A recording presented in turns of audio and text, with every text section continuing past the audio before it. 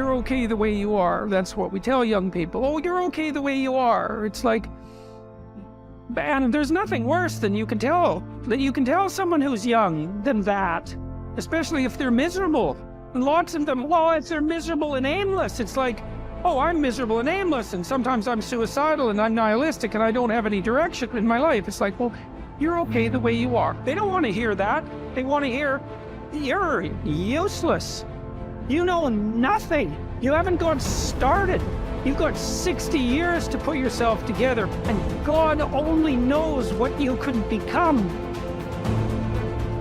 I used to say, I sure hope things will change. That seemed to be my only hope. If it isn't going to change, I'm in serious trouble. And then I discovered it isn't going to change. The tide comes in, and then what? It goes out. For 6,500 years that we know of, recorded history, and probably long before that. So it is not going to change. It's going to be about like it's always been. It gets light, and then what? It turns dark. 6,500 years. See, it's not likely to change. Mr. Schultz said, Jim, I've only known you a short time. But he said, it's already my honest opinion that for things to change for you, you've got to change. For things to change for you, you've got to change. Otherwise, it isn't going to change. Direction determines destination.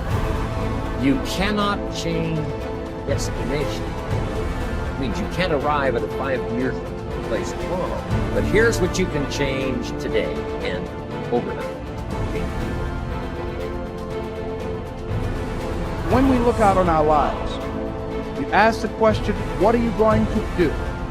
Look at, as you think about this that you know you need to handle, what are you going to do?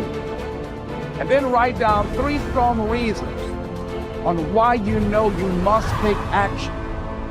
And be explicit and descriptive in your reasons, because your reasons have power. Your reasons will drive you. When you have doubt, when your faith becomes weak, your reasons will fortify your faith. When you have an inner conversation, say, no, don't do that. Your reasons will become your rod and your staff to comfort you, to take you through those challenging moments. So write down your reasons. And what you will find, that when you decide to act, when you decide to take life on, and let me warn you, it can be painful, it will be uncomfortable, and that's where the growth is. Luck is a word that people usually use to describe things that happen that they don't understand and can't explain. You, like everyone else, have a strong need to make sense of your life and what is going on around you. Psychologists call this a need for a sense of coherence, or an understanding of how things hang together. When this sense of coherence is threatened by things that seem to happen by chance, either positive or negative, we reassert mental order and peace of mind by writing it off to luck of some kind. Once you can say, he or she was just lucky, or I just got a lucky break, it gives you a sense of comfort and security and enables you to stop thinking about how and why a particular thing happened, even though it might have been a remarkable coincidence. Interestingly enough, successful people have a tendency to both feel lucky and to be lucky, and they often attribute their successes to luck. Sometimes successful people say this to avoid the envy attached to high achievement. They claim that they were just lucky so that they appear humble and ordinary in the eyes of others. Unsuccessful people, on the other hand, attribute much of the success of others to their being lucky rather than to their being talented.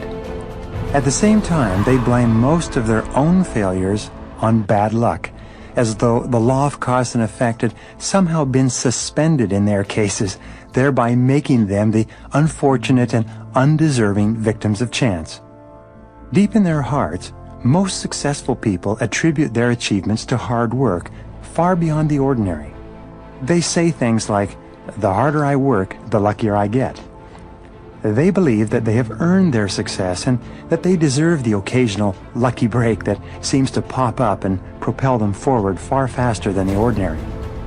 The fact is, your luck can be managed, and increased by applying certain mental and physical laws that apply to luck in your own life. What you're about to learn about luck and success could change your future. Wilfred Peterson once skillfully said, "Walk with the dreamers, the believers, the courageous, the cheerful, the planners, the doers, the successful people with their heads in the clouds and their feet on the ground." If you seek self-improvement, you can inspire people around you as well, which will reciprocate in a positive light. Your circle of friends and acquaintances should uplift you rather than bring you down. In a way, the people you hang out with are a reflection of your standards. Stay away from toxic individuals who slack off and do not encourage you to fulfill your goals and push your limits. As they say, if you are the smartest person in the room, then you are in the wrong room.